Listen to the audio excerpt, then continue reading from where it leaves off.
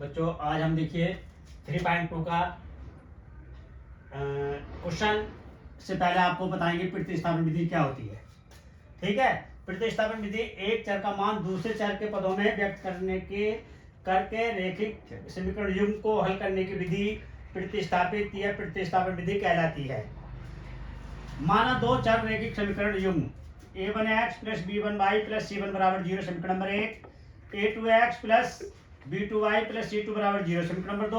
दोनों चर रैखिक समीकरण के लिए लिखने के बाद चाहे समीकरण नंबर 1 से या 2 से x या y का मान प्रतिस्थापित करते हैं। हमने ये समीकरण नंबर 1 लिया है, उस समय x का मान प्रतिस्थापित किया। तो देखो a1x plus b1y plus c1 बराबर 0, a1x बराबर माइनस b1y माइनस c1। अब जो x का जो गुणांक है a1 वो अपोन में पहुंच जाएगा। इस समीकरण को 1 2 2 के बाद क्या मानेंगे 3। अब ये 3 समीकरण माने 3 का मान।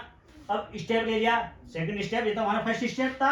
सेकंड स्टेप का आया कि x का मान या y का निकाला तो y का मान या x का मान समीकरण नंबर 2 में रखने के बाद चर के रूप एक चर के रूप में आएगा समीकरण। उसे जो समीकरण प्राप्त होगा स्टेप थर्ड से देखें आप, x या y का मान प्राप्त करते हैं, फिर उसको हल करके समीकरण नंबर 3 में रखते हैं। अब देखिए आपको एक हमने परिभाषा समझाई है, लेकिन एग्जाम्पल के तौर पर समझाएंगे तो और अच्छी तरह समझ में आएगा।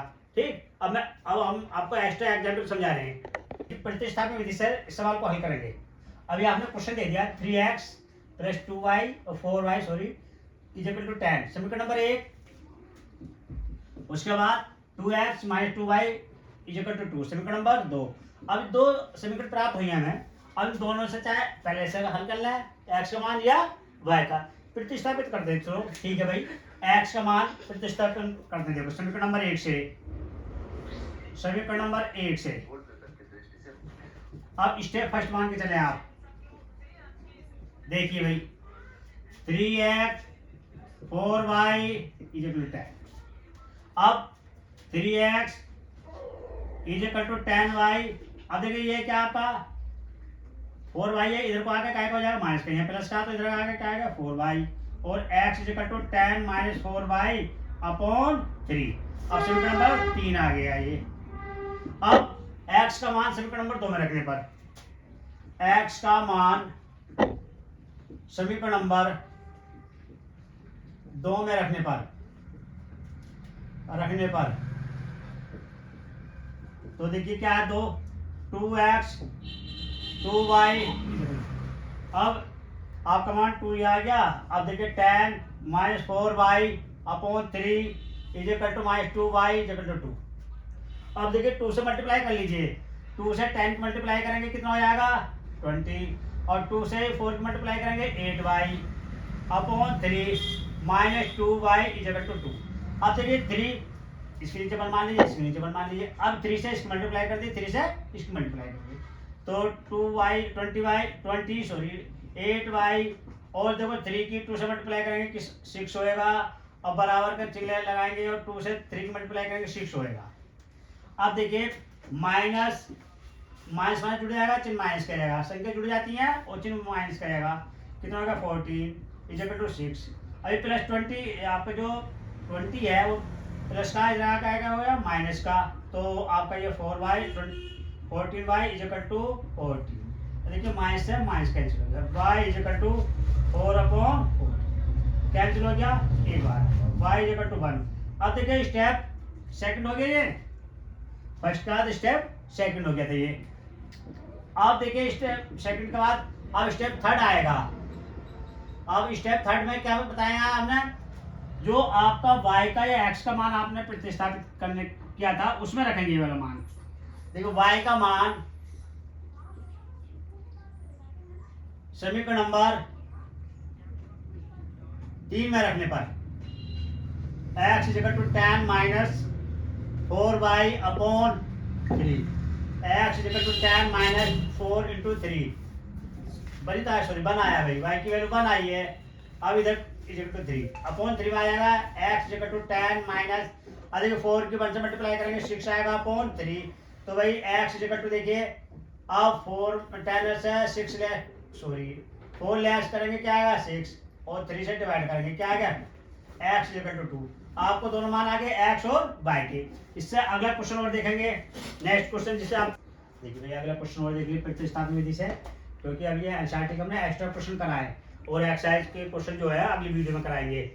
ठीक है, जो आपको हमने पहले विधि बताई थी, विधि का एक फार्मूला ही था, उसके बाद एक क्वेश्चन करा दिया, उसके बाद अगला क्वेश्चन कराएंगे ताकि आपको क्वेश्चन अच्छी तरह से समझ में आ जाए। देखें समीकरण नंबर 1 से स्टेप लिखेंगे यहाँ।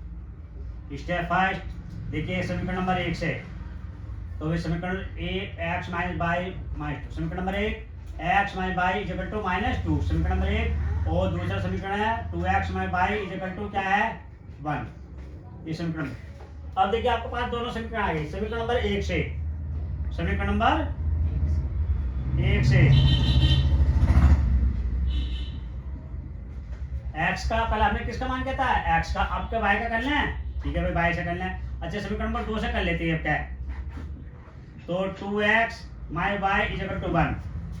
अब y से करेंगे तो देखिए minus y is equal to -1, और ये x 2x प्लस का इधर का हो गया माइनस का, और भाई माइनस से यहाँ कॉमन ले लेंगे तो ये माइनस हो जाएगा, ये प्लस हो जाएगा। माइनस कॉमन लेने पर तो -1 प्लस 2x, और ये आ गया आपका, ये -1 आएगा, ये माइनस आपका 1 आएगा यहाँ, जो माइनस कॉमन लिया तो ये कैंसिल हो गया। और y इज इक्वल टू क्या हो गया भाई, -1 प्लस 2x, और इसे भैया सही तरीके से लिख ले, प्लस वाला पद पहले लिख ले, माइनस वाला बाद, कोई परेशानी। अब देखो समीकरण नंबर 3 बन गया। अब अगला स्टेप लेंगे, स्टेप सेकंड है। देखिए आप सेकंड स्टेप में क्या करेंगे भाई, आपका y का मान समीकरण नंबर 2 से तो लिया ना, 1 में रखेंगे, जिससे लेते हैं उसमें नहीं रखते, अगली वाले में रखते हैं। देखिए y का मान समीकरण नंबर 1 में रखने पर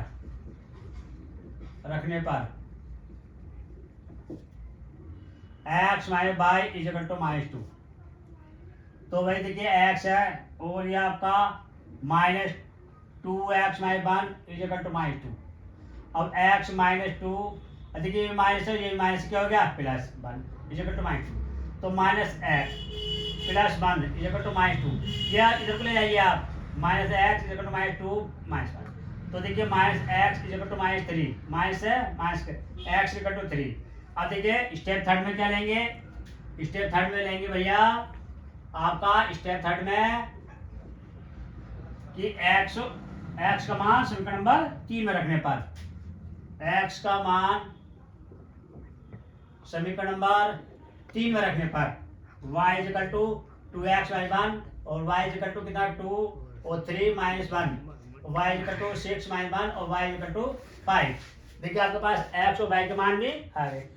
अब इसे देखो अच्छी तरह समझने के लिए बोर्ड में अच्छे अंकों से आते हैं, ये इस आधार पर जो सवाल आते हैं अच्छे अंकों का, 6 नंबर का भी आता है, 4 का भी आता है, लेकिन इस वीडियो को अच्छी तरह समझ लेना।